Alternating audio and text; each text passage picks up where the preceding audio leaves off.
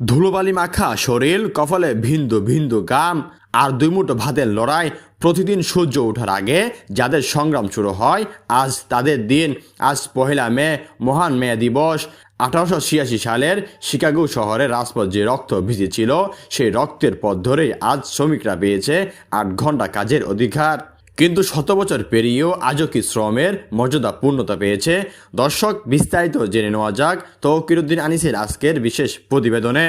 ক্লান্ত চোখ, ফাটা হাত আর পিঠে বয়ে চলা এক বিশাল দায়িত্ব। শহরের অগণিত অট্টালিকার প্রতিটি ইট যেন সাক্ষী দিচ্ছে এক একজন শ্রমিকের নিঃশব্দ কান্নার।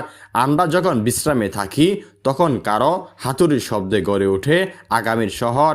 আমরা যখন উৎসবে মাতি, তখন কারো সেলাই মেশিনে চাকা ঘুরে অন্য সংস্থানের তাগিদে।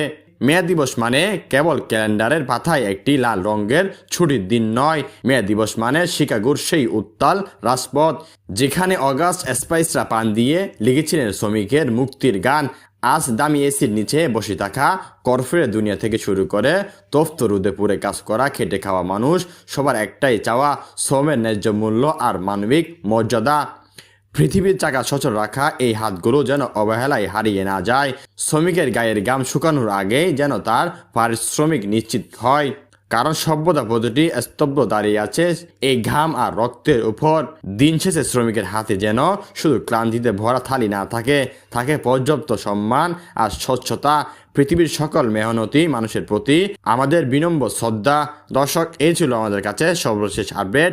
দেশ প্রবাসের সব আপডেট সবার আগে পেতে চোখ রাখুন তৌকিরউদ্দিন আনিসের অফিসিয়াল ফেসবুক পেজ ও ইউটিউব চ্যানেলে। দর্শক, অবশ্যই আপনার স্বাধীন মতামতটি করে যাবেন কমেন্ট করে কমেন্ট বক্সে।